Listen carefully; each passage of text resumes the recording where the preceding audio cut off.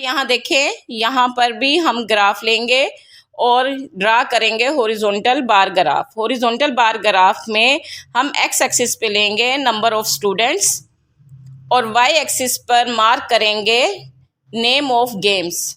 और बेटा इनका कॉमन पॉइंट ओ। अगेन आपने स्केल ड्रा करना है। स्केल कैसे ड्रा करना है, उसी तरह 5 ब्लॉक के बाद 5, 10 के बाद 10, 15 के बाद 15, फिर 20 ब्लॉक्स के बाद स्मॉल जो ब्लॉक्स हैं उनके बाद 20, फिर 25, फिर 30। बेटा यहाँ से आप अराइज करेंगे 5 ब्लॉक के बाद 20 तक लेकर जाएंगे और 20 को मार्क कर देंगे। 5 ब्लॉक्स ही कवर करेंगे। फिर बेटा 5 ब्लॉक्स आपने छोड़ देने हैं, 5 ब्लॉक्स को कवर करेंगे, 25 तक मार्क करेंगे और ये शो करेगा हॉकी को। उसके बाद बेटा आपने 20 मार्क करने हैं, जहां हमारा यहाँ देखें 20 लिखा हुआ है, 20 को मार्क करेंगे और फुटबॉल के जो नंबर ऑफ स्टूडेंट्स हैं उनको शो करेंगे। ठीक है बेटा। उसके बाद कैरम में है नंबर ऑफ स्टूडेंट 10 तक इसको मार्क करके शो करेंगे। उसी तरह आपने 5 ब्लॉक्स छोड़ देने हैं बेटा, 5 को कवर करना है। उसके बाद बेटा क्रिकेट के हैं 30 स्टूडेंट्स, फिर आपने 30 तक मार्क करना है और क्रिकेट के स्टूडेंट्स को शो करना है। अब वॉलीबॉल के नंबर ऑफ स्टूडेंट्स हैं 25 तक हम मार्क करेंगे और बेटा इसको यहाँ पर ड्रॉ करेंगे। फिर उसके बाद हम अपना सॉल्यूशन लिखेंगे। और बेटा यहाँ सबसे पहले आप स्केल भी देख लें। 1 big division is equal to 10, 1 small division is equal to 1। उसके बाद सॉल्यूशन की तरफ चलते हैं। Choose a suitable scale to draw a graph. Number 2, draw x-axis and y-axis with the common point O.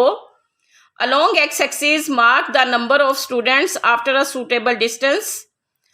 Along y-axis, mark the name of games after a suitable distance. End में हमने किया draw rectangular bar according to the scale.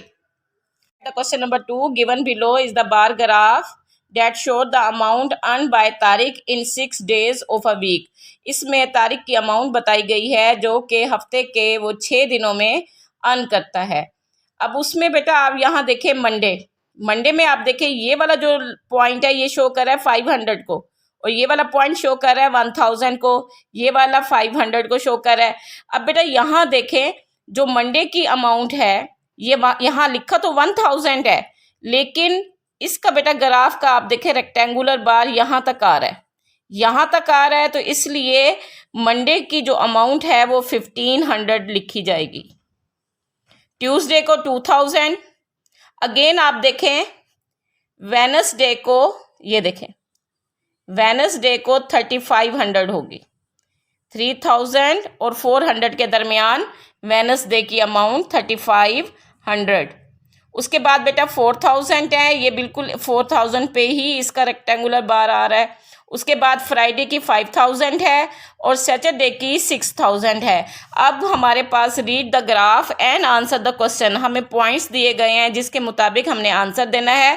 पहला point है what amount did Tariq earn in 6 days, यानी 6 days में सबसे पहले Monday, Tuesday, फिर वेडनेसडे, थर्सडे, फ्राइडे और संडे की अमाउंट को हम प्लस करके बताएंगे कि वो 6 डेज में कितना अर्न करता है।